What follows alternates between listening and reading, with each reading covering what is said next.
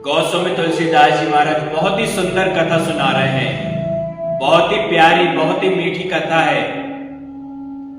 भोलेनाथ पार्वती जी से कहते हैं, और हम एक एक कहूं निज चोरी।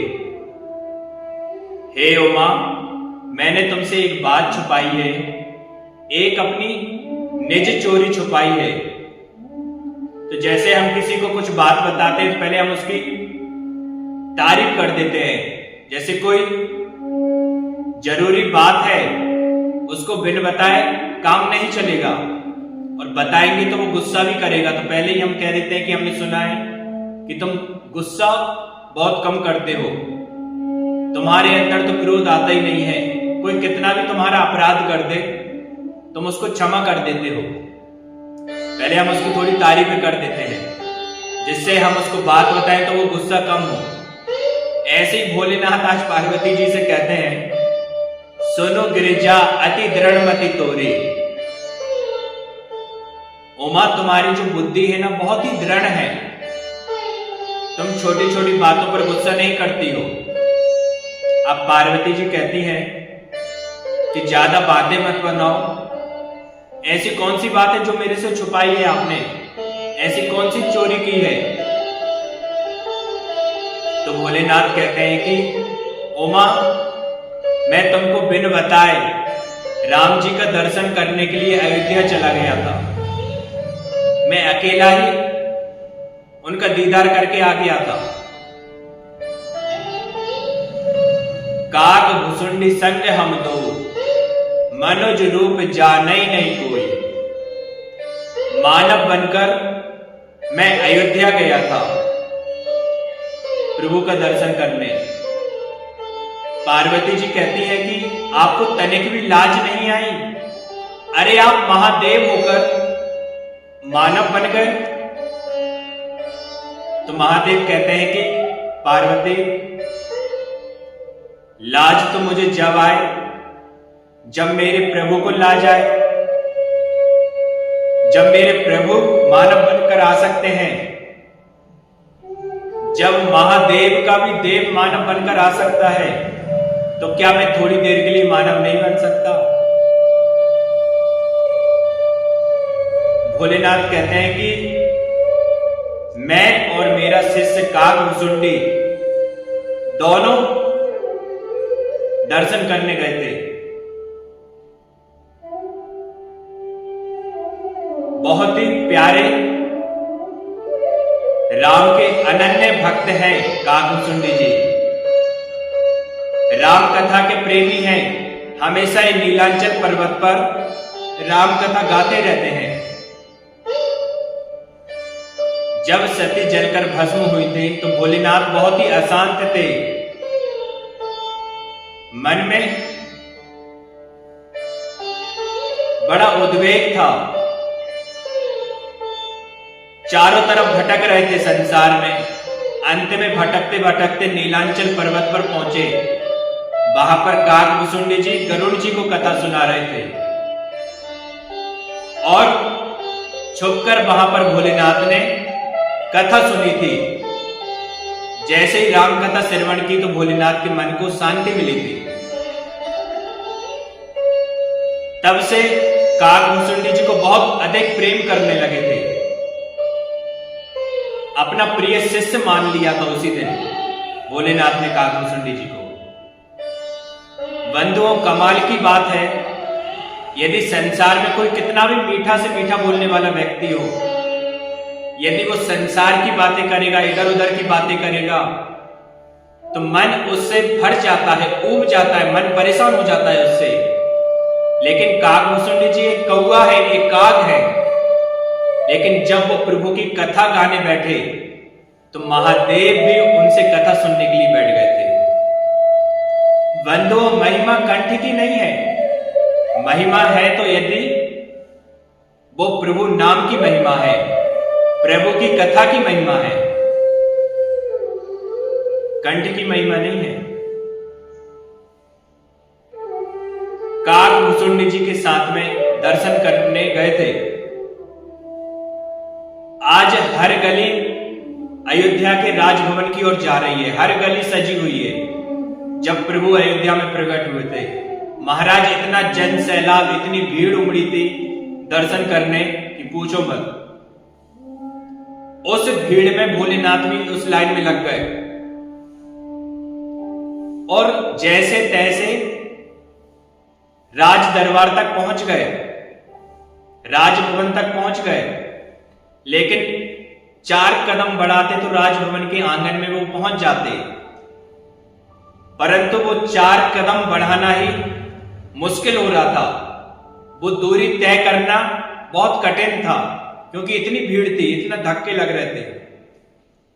कई बार ऐसा होता है ना कि हम जब वृंदावन जाते हैं, कोई उत्सव होता है, कोई त्योहार रहता है, जैसे जन्माष्टमी हुआ, तो हम जाते हैं तो भीड़ इतनी रहती महाराज कि कई बार भीड़ ही हमको मंदिर में पहुंचा देती है और भीड़ ही हमको मंदिर से बाहर कर देती है। पता ही नहीं चलता, धक्के में ही अंदर चले गए और धक्के में ही बाहर आ गए।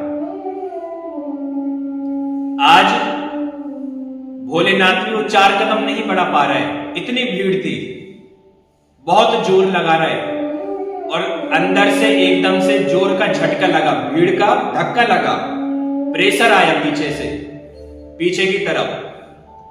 और भोलेनाथ महाराज जैसे तैसे जितनी भी भीड़ लगी हुई थी सब लुढ़कते फुढ़कते नीचे आ गए और भोलेनाथ भी लुढ़कते लुढ़कते अपने ही मंदिर से, अपने ही शिवलिंग से टकरा गए, अपने ही मंदिर में जा पहुंचे।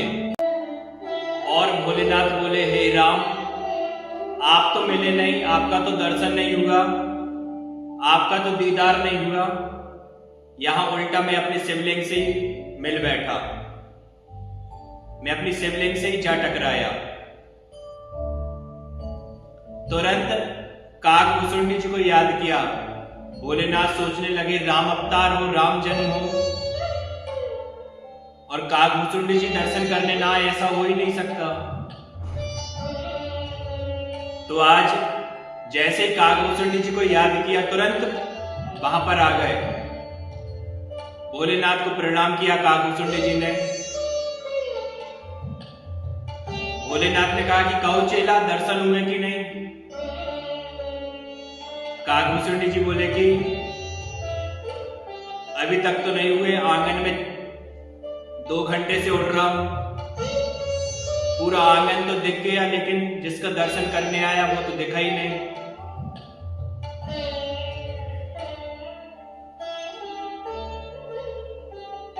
भोलेनाथ कहते हैं कि चेला फिर कोई प्लान बनाओ, कोई आइडिया सोचो।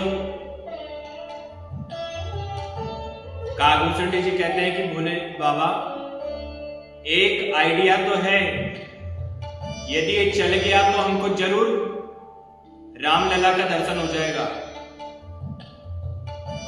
क्यों ना हम अयोध्या में खिलौने की दुकान खोल लें,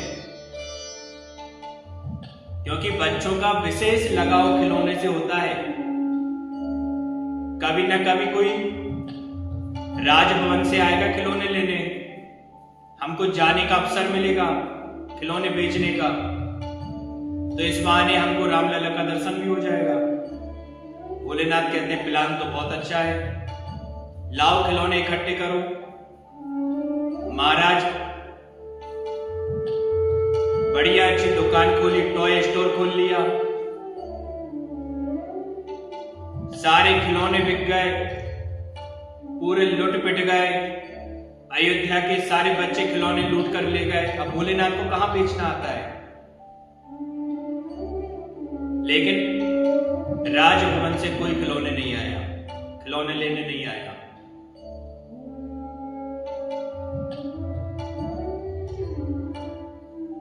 भोलेनाथ ने कहा कि चेला, तुम्हारा एक प्लान तो फ्लॉप हो गया, कोई दूसरा प्लान हो तो बताओ। काकभूषुंडी जी कहते हैं कि हाँ, एक और प्लान है और मुझे मालूम है कि इसमें हम जरूर सक्सेस होंगे, क्योंकि इसका ज्यादा ट्रेंड चल रहा है, हम जोशी बन जाते हैं। और सच में बंधुओं, आजकल बहुत ज्यादा ट्रेंड चल रहा है, गोलगप्पे खाने से कृपा आनी शुरू हो जाती है। अब ज्यादा तो नहीं बोलूंगा,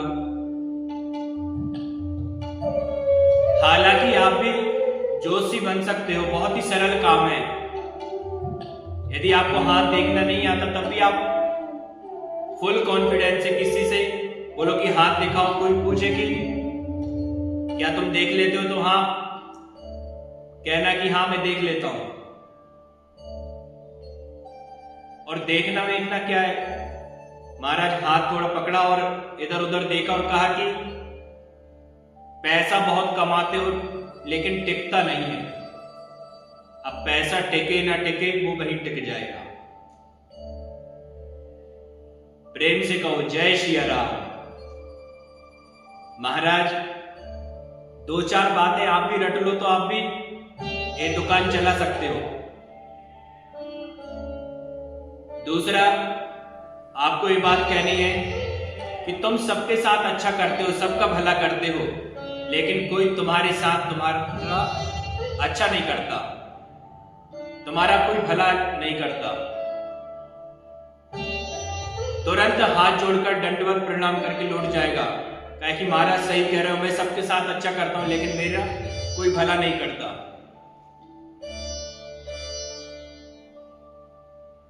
लेकिन बंधुओं, ज्योतिष शास्त्र तो अपने आप में एक गहन शास्त्र है। जो इस शास्त्र की गहराई में डूबा है उसने लाखों मोती पाए हैं, अनेकों मोती पाए हैं। ज्योतिष शास्त्र अपने आप में एक गहन शास्त्र है।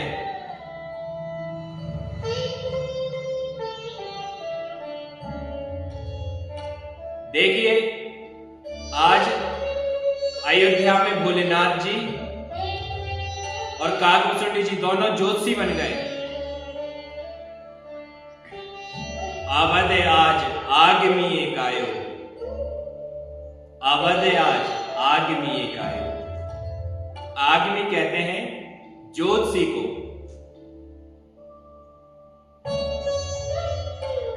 वहीं पर सरजू किनारे भोलेनाथ पोथी पत्रा लेकर बैठ गए और सबका भविष्य देखने लगे। अब भोलेनाथ से किसका भविष्य छुपा है? वो तो भविष्य निर्माता है।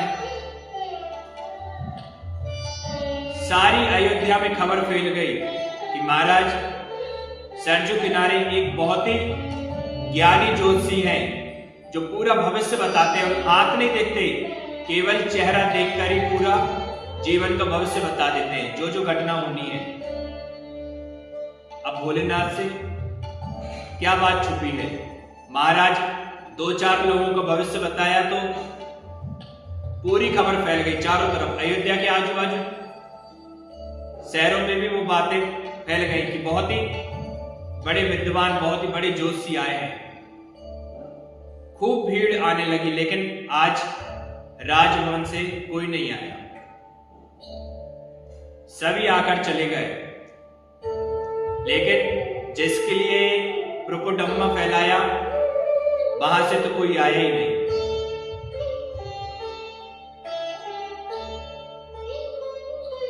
आज बहुत हताश हो गए, बहुत निराश हो गए, दुखी हो गए भोलेनाथ, बहुत अपसेट हो गए। और भोलेनाथ मन ही मन रोने लगे कि प्यारे, इतना तड़पाना भी अच्छी बात नहीं है। पोथी पत्रा समेट रहे और काकभूषणी जी से कह रहे हैं कि ये प्लान भी फ्लॉप हुआ। राजभवन से कोई नहीं आया, रामलला का दर्शन नहीं हुआ। तुरंत यहां पर भोलेनाथ बेचैन, दुखी होने लगे। तो वहां पर आज रामलला को मालूम चल गया कि मेरा भक्त उदास है, मेरी आत्मा आज दुखी है, क्योंकि शिव राम की आत्मा है और राम शिव की आत्मा है, एक दूसरे के आराध्य हैं। महाराज वहां पर रामलला जोर जोर से रोने लगे। उधर श्री राम बहुत जोर जोर से रो रहे हैं। आज रामलला की आंखों में आंसू देखकर मां कौशल्या देखकर घबरा गई। आज रामलला की आंखों में आंसू देखकर मां कौशल्या घबरा गई और चारों तरफ दास दासियां परेशान होने लगी कि हमारे रामलला आखिर रो क्यों रहे। सभी चुप कराने का प्रयास कर रहे हैं लेकिन चुप नहीं होते आज, क्योंकि अपनी आत्मा से मिलना है, भोलेनाथ से मिलना है। अब मन में ठान लिया प्रभु ने कि अब भोलेनाथ को देखकर ही चुप होऊंगा। एक दासी ने मां कौशल्या से कहा कि मैया, बहुत से झाड़ फूक वाले सरजू किनारे बैठे रहते हैं, यदि आप कहो तो मैं जाऊं, जल लाला की नजर मजर जो लगी हो वो उतर जावे, वो झाड़ फूक कर देंगे, जो भी होगा आधा बाधा सब भाग जाएगी। तुरंत कौशल्या जी ने आदेश दिया कि इतनी देर मत करो, जो करना है जल्दी करो, कैसे भी मेरा लाला चुप हो जाना चाहिए, इसका रोना बंद हो जाना चाहिए। दौड़ी दौड़ी वो दासी सरजू किनारे पहुंची और वहां पर सरजू किनारे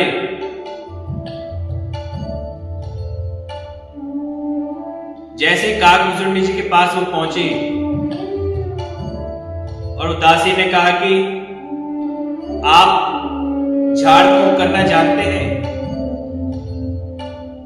अब भोलेनाथ तो यहां दुखी, मन व्यथित था, यहां पोती पत्रा नीचे नजर थी, सब समेट रहे थे। कागभूषुंडी जी ने जैसे ही देखा तो समझ गया कि ये तो राजभवन से आई है। जोर से कौनी मारी भोले बाबा को, कहा कि ऊपर तो देखो। भोले बाबा ने जैसे ही ऊपर देखा तो क्या देखते हैं कि कोई दासी राजभवन से आई है। इतने दिनों से कोई नहीं आया, लेकिन जाते जाते जो का चमत्कार होगा, भोले बाबा सोचने लगे मन में। दासी ने पूछी कि आप केवल ज्योतिषी का काम जानो, झाड़ फूक को काम कर वो आते कि नहीं, झाड़ फूक करना जानते हो? तो भोलेनाथ कहते हैं कि हमारा असली काम तो झाड़ फूक का ही है, ये तो हम पार्ट टाइम काम करते हैं, असली काम तो हमारा यही है कि हम भूत प्रेतों को भगाते हैं। कागभूषुंडी जी मन में कहते हैं भूतों के राजा हैं, ये जहां जाते वहां भूत आ जाते हैं अपने आप, ये तो भूतनाथ है। अब भोलेनाथ ने कहा कि हाँ बताओ किसको झाड़ना है। दासी कहती कि जल्दी चलो हमारे साथ, हमारे महल में रामलला बहुत जोर जोर से रो रहे हैं, लगता है उनको नजर लग गई है, नजर उतारना है, तो आप जल्दी से जाओ हमारे साथ और उनकी नजर उतारो।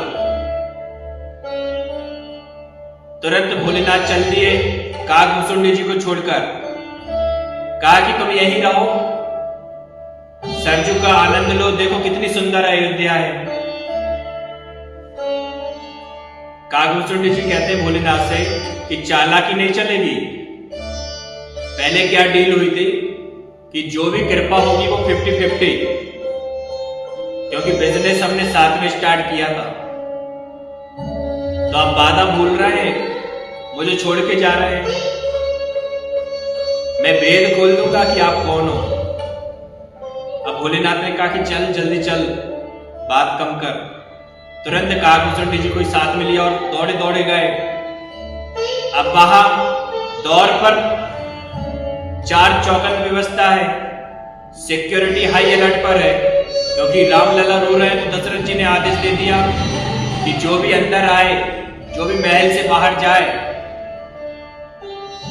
तो नजर रखनी है। तो सिक्योरिटी अलर्ट पर पहरेदारों ने रोक लिया कि कहां जाते हो। अब दासी कहती है कि हमारे रामलला को नजर लग गई है, सुबह से रोए जा रहे हैं, तो हमें बाबा को नजर उतारने के लिए काजल ले जा रहे हैं महल में। महाराज कहते हैं कि बाबा को जाने तो ये साथ में ये क्यों जा रहे हैं?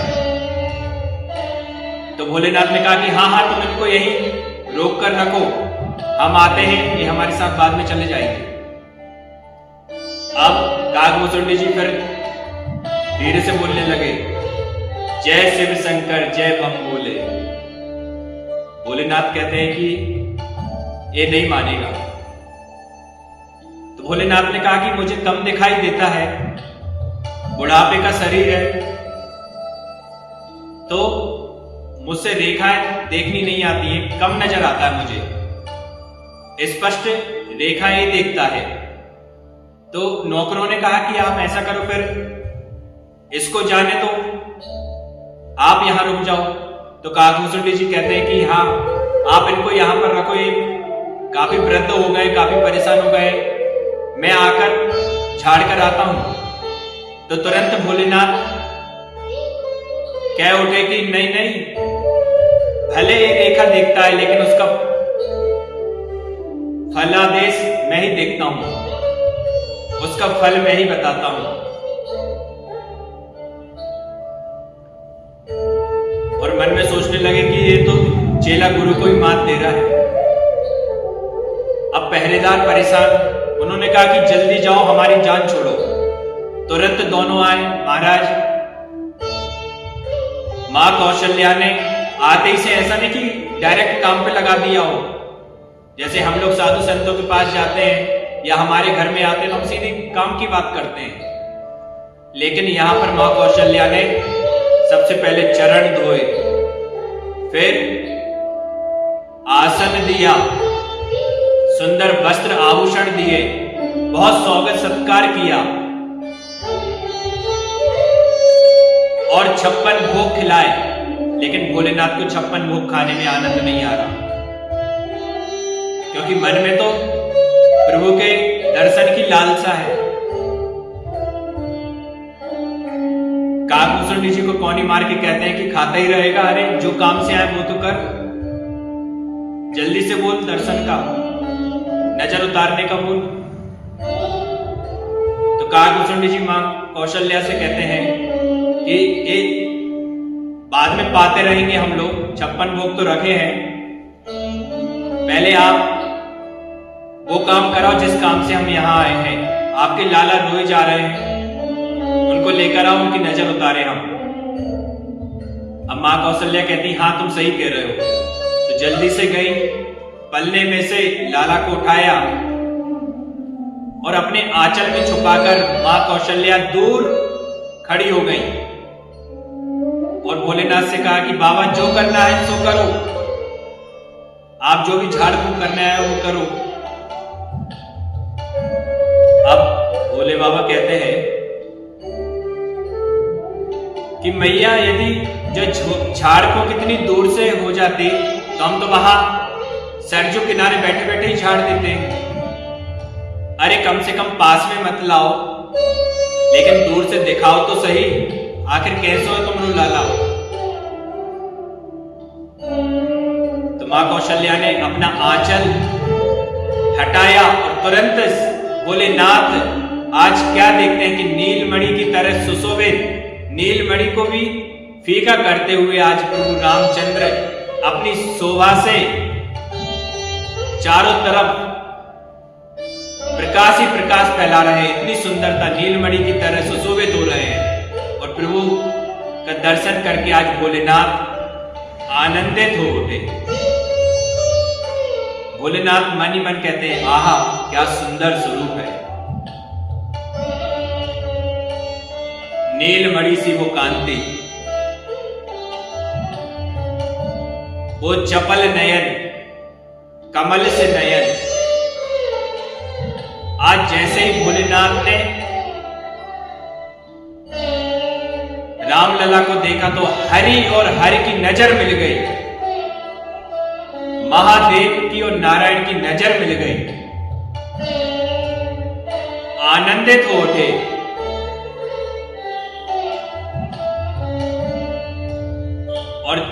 सुबह से जो बालक रो रहा था वो बालक एकदम से चुप हो गया। ऐसा मां कौशल्या ने देखा, तुरंत अचंभित हुई कि भैया इतना चुप कराने के बावजूद चुप नहीं हुए। लेकिन बाबा ने जैसे ही देखा तुरंत चुप हो गए।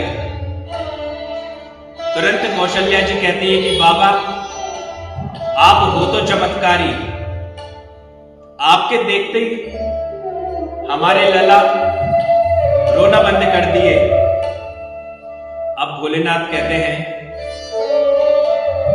कि मैया जब लालाए हमारी गोद में दे दे, जाके जीवन भर को रोना भी हम बंद कर देंगे। मन में कहते हैं कि ये फिर बन जाकर भी नहीं रोएंगे। कांटों पर चलने के बाद भी ये हमेशा मुस्कुराते रहेंगे, हमेशा हंसते रहेंगे। इनके जीवन भर का रोना हम बंद कर देंगे। मन में ऐसा सोचने लगे, कहने लगे कि हम इसके जीवन का रोना बंद कर देंगे, इसको एक बार हमको गोद में दे दें। जैसे ही भोलेनाथ की गोद में रामलला आते हैं तो बहुत ही आनंदित आज भोलेनाथ हो जाते हैं। खूब आनंद लेने लगे। कभी लाला की नाक पकड़े, कभी कान पकड़े, कभी आंख पकड़े, कभी ओंठों को स्पर्श करें, कभी गाल को खींचे। मैया कहती है कि बाबा जो का कर रहे हो है। तो भोलेनाथ कहते हैं कि मैं देख रहा हूं नजर किस अंग में छुपी है, मुझे पता चलेगा तभी तुम्हें नजर खींच पाऊंगा। और खूब मन में आनंद, अंदर से हंस रहे हैं, खूब प्रसन्न हो रहे हैं भोलेनाथ। अब मां कौशल्या पूछती है कि अच्छा बाबा जा बता, जब लाला को नाम हुए कि ना हुए, हर माँ बाप को चिंता रहती है अपने बच्चे की कि इसका नाम होगा कि नहीं, एक कामयाब होगा कि नहीं, जीवन में सफलता मिलेगी, यश मिलेगा कि नहीं। तो ऐसे ही मां कौशल्या ने पूछ लिया कि बाबा जा बता, जब लाला को नाम हुए कि नहीं, यश कीर्ति फैले कि नहीं। तो बाबा बोले कि मैया चिंता मत कर, जल लाला को इतनो नाम हुए कि जल लाला को नाम ले लेकर लोग भव सागर से पार उतर रहे, जीवन नैया पार हुए जल लाला को नाम गा गा के। तू बिल्कुल भी चिंता ना कर। महाराज मैया ने पूछी कि अच्छा आप ये बताओ कि जब लाला को ब्याह कब हुए, जाकी प्यारी सी छोटी सी दुल्हनिया कब आ है।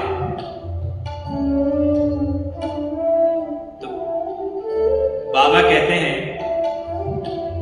कि मैया एक बाबा जी आएंगे और आप उन बाबा जी के साथ अपने जलाला को भेज देना।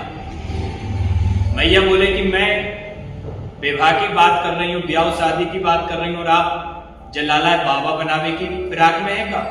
बाबा आएंगे तो मैं बाबा के साथ काय भेजूं? महाराज भोलेनाथ कहते हैं कि नहीं मैया, मैं क्या कह रहा हूं कि जल लाला है, जब बाबा लेवे आवे तो भेज दीजियो, ज्यादा सोच विचार ना करियो। क्योंकि जो रामलला जब बाबा के साथ जे है ना, और जब वापस लौट के आ तो अपने साथ बहू लेके आ है। जन्म से लेके विवाह तक की जितनी भी घटनाएं थी सब भोलेनाथ ने मां कौशल्या को कह सुनाई। लेकिन जन्म विवाह के बाद की चर्चा नहीं करी, क्योंकि विवाह के बाद तो भगवान बन जाएंगे, और बन की बात यदि अभी से बता देगी तो जब मैया तो अभी से चिंता में हो जाए, अभी से टेंशन में आ जाए, तो विवाह तक का जितना भी वृत्तांत था, जितनी भी लीलाएं थी, सब मां को कह सुनाई